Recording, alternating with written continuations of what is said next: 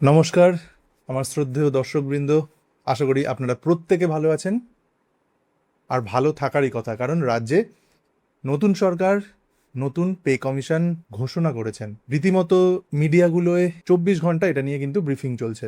তবে যতই ব্রিফিং চলুক, যতই এটা নিয়ে সরগরম থাকুক চারপাশ, কর্মচারী শিক্ষক মহলে কিন্তু একটা হতাশার পরিবেশ তৈরি হয়েছে। কারণ গতকাল অর্থাৎ 18ই মে 2026 সালে যখন মাননীয় মন্ত্রী এই পে কমিশন ঘোষণা করছিলেন, তখন কিন্তু প্রত্যেকে ডিএর বিষয়ে কিছু পজিটিভ বার্তা আশা করেছিলেন। স্বাভাবিকভাবে ডিএর বিষয় নিয়ে কোনো বক্তব্য না থাকায় কর্মচারী মহলে কিন্তু একটা হতাশার ছাপ পড়ে।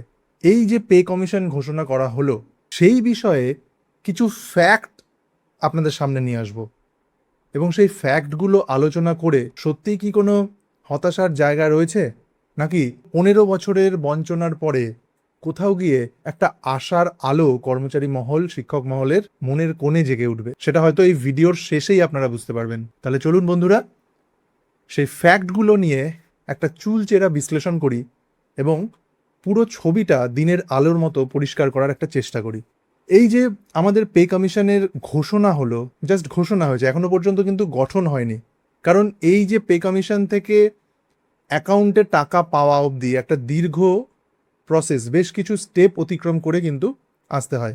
পে কমিশন গঠন হবে, রিপোর্ট জমা পড়বে, ক্যাবিনেট অ্যাপ্রুভাল দেবে, তারপরে সেটা এফেক্টিভ একটা ডেট বলা হবে, সেই ডেট থেকে আমরা তার পরবর্তী মাসে কিন্তু হাতে পাবো, মানে কবে থেকে লাগু হচ্ছে। তাই সেই আজকের দিনে দাঁড়িয়ে, যে সময় আমি ভিডিওটা শ্যুট করছি, আজকে 19 তারিখ, 19শে মে 2026, সেই সময় কিন্তু আমরা এই বিষয়ে কোনো রকম আমাদের কাছে নলেজ নেই যে কবে পে কমিশন তৈরি হবে, কি বৃত্তান্ত। তাহলে এই বিষয়ে আমরা যদি একটা রেফারেন্স হিসেবে নিই, সাধারণত কি হয় যে পে কমিশন ঘোষণা হলে পরে সেটা কাকে ফলো করে? কেন্দ্রে যে পে কমিশন গঠন হয়েছিল সেই রিপোর্টগুলো ফলো করা হয়। তাহলে আমরা যদি দেখি 7th পে কমিশনে ঠিক কি হয়েছিল সেন্ট্রাল গভর্নমেন্টে, এবং কেন্দ্রের পাশাপাশি বর্তমান রাজ্যে ঠিক যেমন পালা বদল হলো, একটা সরকার গিয়ে নতুন বিজেপি সরকার গঠিত হলো, ঠিক সেই রকম আমাদের প্রতিবেশী রাজ্য ত্রিপুরাতেও কিন্তু একই পালা বদল ঘটেছিল 2018 সালে। আর তাদেরও কিন্তু সরকার এসেই পে কমিশন গঠন করেছিল। সেক্ষেত্রে কি হয়েছিল আজকে কিন্তু সবটাই জানবো। প্রথমে দেখি সেন্ট্রাল পে কমিশনে কি হয়েছিল। সালটা মোটামুটি 2014 জানুয়ারি মাস পে কমিশনের বিজ্ঞপ্তি তৈরি হয়, জারি হলো অ্যাটলিস্ট, মানে সেন্ট্রাল গভর্নমেন্টের। তারপর কমিটিগুলো বিভিন্ন দপ্তরে দপ্তরে রিপোর্ট সংগ্রহ করলো, রিপোর্ট জমা পড়লো, ক্যাবিনেট অ্যাপ্রুভাল দিল, এফেক্টিভ ডেট হলো জানুয়ারি 2016 থেকে। তাহলে 2014 থেকে 2016, এই 2 বছরের জার্নি অতিক্রম করে পে কমিশন দিনের আলো দেখেছিল, 7th পে কমিশন সেন্ট্রাল গভর্নমেন্টের। এবং সেক্ষেত্রে কিন্তু এরিয়ার দেওয়া হয়েছিল। আর ফিটমেন্ট ফ্যাক্টর ছিল 2.57। আমরা প্রত্যেকেই জানি ফিটমেন্ট ফ্যাক্টর কি, বেসিকের সাথে 2.57 গুণ করে এবং ডিএটাকে মার্জ করে নতুন পে কমিশনের বেসিক নির্ধারণ করা হয়। সেক্ষেত্রে নতুন পে ম্যাট্রিক্স কিন্তু নিয়ে আসা হয়েছিল কেন্দ্রীয় সরকারি কর্মচারীদের জন্য। আর এখানেই কিন্তু একটা গল্প আছে। এই যে আমি ডিএ মার্জের কথা বললাম, নতুন পে কমিশন যখন গঠন হয় তখন কিন্তু বিগত যে ডিএ, মানে যত বিগত পে কমিশনে যতটা আমরা ডিএ পেয়েছি, সেইটা মার্জ হয়ে যায় মূল বেতনের বা বেসিকের সাথে, মানে নতুন পে কমিশনের, অর্থাৎ ডিএ কিন্তু শূন্য হয়ে যায়। ঠিক এই জায়গায় দাঁড়িয়ে আমরা যদি পশ্চিমবঙ্গ সরকারের কথা ভাবি, বর্তমানে দাঁড়িয়ে আমাদের কেন্দ্রীয় সরকারের সাথে ডিএর ফারাক হচ্ছে 42%।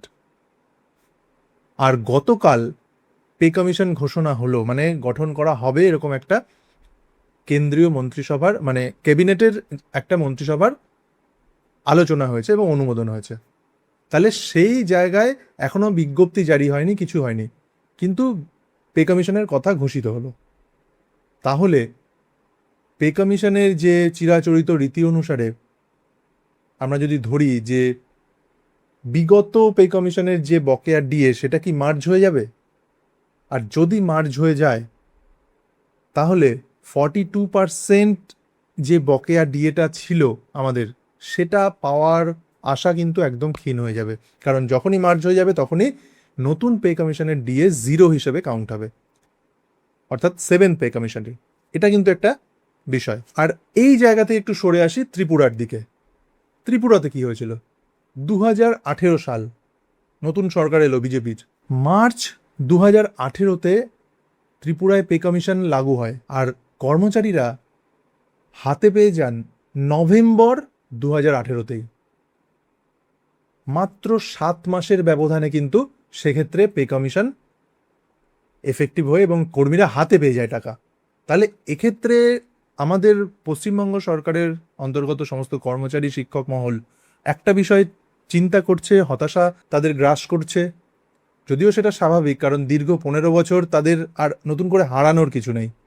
তাই যতক্ষণ না তারা নিজের কাছে, নিজের অ্যাকাউন্টে টাকাটা দেখছে, ততক্ষণ তাদের মধ্যে সেই উচ্ছ্বাসটা স্বাভাবিকভাবেই আসবে না। তাই এক্ষেত্রে তাদেরকে একটা পজিটিভ বার্তা আমি দিতে পারি যে পে কমিশন মানেই যে অনির্দিষ্টকালের জন্য অপেক্ষা করে থাকা, এটা কিন্তু ত্রিপুরার এই ঘটনাগুলো দেখলে, এই তথ্যগুলো দেখলে কিন্তু আমাদের সেই ধারণাটা, ভুলটা ভাঙবে। কারণ মাত্র 7 মাসে পে কমিশন কিন্তু এফেক্ট হয়, মাত্র 7 মাসের মধ্যে আমরা সেই সময় ত্রিপুরার কর্মীরা কিন্তু টাকা পেয়ে যায়। এক্ষেত্রেও কিন্তু সেই 2.57-এর কাছাকাছি একটা ফিটমেন্ট ফ্যাক্টর রাখা হয়েছিল। আর সব থেকে বড় কথা, ত্রিপুরা রাজ্যের সেই সময়ের আর্থিক অবস্থা অনুযায়ী সেই তাদের তৎকালীন বিজেপি সরকার, বর্তমানেও সেখানে বিজেপি সরকার রয়েছে, একটা নিজস্ব পে ম্যাট্রিক্স বানায়। সেটাকে কেন্দ্র করে কিন্তু 7th পে কমিশনের বিভিন্ন বেতনগুলো নির্ধারণ হয়।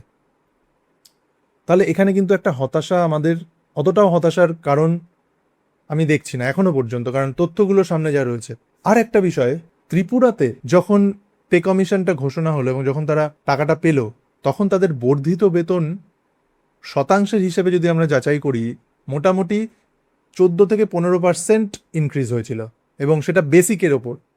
আর যদি গ্রস স্যালারি হিসেব করি, 23%, 23%-এরও বেশি কিন্তু ইনক্রিজ হয় 7th পে কমিশনের বেতনে।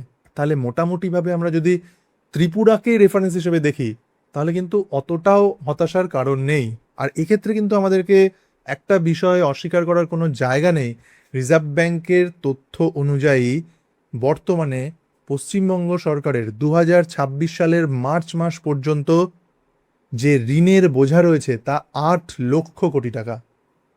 তাহলে একটা নতুন সরকার গঠিত হয়েছে 8 লক্ষ কোটি টাকা ঋণের বোঝার নিয়ে। সুতরাং এটাও আমাদের মাথায় রাখতে হবে। আর একটা বিষয়, যেটা বিগত সরকার আমাদের মনের মধ্যে একটা সন্দেহ ঢুকিয়ে দিয়েছিল, যে আগামী পে কমিশন যেটা হতে চলেছে সেখানে গ্র্যান্টিং এড কর্মী, অর্থাৎ টিচার, পৌরসভা কর্মী, পঞ্চায়েত কর্মী, অধ্যাপক, এদের কথা রাখবে কি রাখবে না। আমরা গতকাল যে প্রেস কনফারেন্স দেখলাম, সেখানে যখন পে কমিশনের ঘোষণা হচ্ছিল, তখন কিন্তু সমস্ত গ্র্যান্টিং এড কর্মীদের কথা পরিষ্কারভাবে উল্লেখ করা হয়। সুতরাং এটাও কিন্তু একটা পজিটিভ বার্তা। তাহলে পে কমিশনের এই ফ্যাক্টগুলো আশা করি অনেকটাই আমাদের হতাশা কাটাবে। আর ডিএর ব্যাপারটা, যে ডিএর এরিয়ারের বিষয়টা, সেটা কিন্তু সুপ্রিম কোর্টের রায়ের ওপর নির্ভর করছে। সুতরাং সেটা সরকারে যেই থাকুক না কেন, এটা তার লায়াবিলিটির মধ্যে পড়ছে। একটা সার্টেন টাইমের মধ্যে সেই ডিএর টাকাগুলো সমস্ত গ্র্যান্টিং এড কর্মীদের অ্যাকাউন্টে পৌঁছে দেওয়া। কারণ এখনো পর্যন্ত কিন্তু কোনো গ্র্যান্টিং এড কর্মী যে বকেয়া, তার একটা পয়সাও কিন্তু পাননি। যেহেতু 7ম পে কমিশন ঘোষণা হলো এবং এই সময়ে প্রক্রিয়াগুলো শুরু হবে কিছুদিনের মধ্যেই, এই সময় কিন্তু আমাদের যে সংগঠনগুলো রয়েছে তাদেরকেও কিন্তু সজাগ থাকতে হবে। কারণ এক্ষেত্রে সবথেকে গুরুত্বপূর্ণ বিষয়, যে ডেটটাকে এফেক্টিভ ডেট ধরা হচ্ছে, সেই ডেটটা কোন ডেট ধরা হচ্ছে এবং কোন ফিটমেন্ট ফ্যাক্টর রাখা হচ্ছে, এই দুটো বিষয় কিন্তু খুব গুরুত্বপূর্ণ। শুধু মনের মধ্যে একটাই সন্দেহ কাজ করছে, একটাই চিন্তা কাজ করছে, যে বকেয়া 42%, 42% যে কেন্দ্রের সাথে রাজ্যের একটা ফারাক ছিল ডিএর, সেটা কি আদেও আমরা পাবো? সেই প্রশ্নটা কিন্তু থেকেই যাচ্ছে। এক্ষেত্রে রাজ্য সরকার তার নিজস্ব অবস্থান যতক্ষণ না পরিষ্কার করছেন, ততক্ষণ আমাদের এই মনের মধ্যে একটা ছোট্ট হতাশার জায়গা থেকেই যাবে। কারণ এই ডিএর বঞ্চনা দীর্ঘদিনের। তাহলে বন্ধুরা, আশা করি আপনাদের এই ডিএ নিয়ে সার্বিক একটা আলোচনার মাধ্যমে হতাশার জায়গাটা কিছুটা হলেও কাটাতে পারলাম। কারণ নতুন সরকার তৈরি হয়েছে, নতুন উদ্দীপনা নিয়ে সমস্ত রকম কাজ হচ্ছে, আমরা সেটা দেখতেই পাচ্ছি। ঘাড়ে একটা মারাত্মক ঋণের বোঝাও রয়েছে। সব সামলে উঠে আশা করি আমাদের সুদিন আসবেই। আপনারা প্রত্যেকে ভালো থাকবেন। ধন্যবাদ।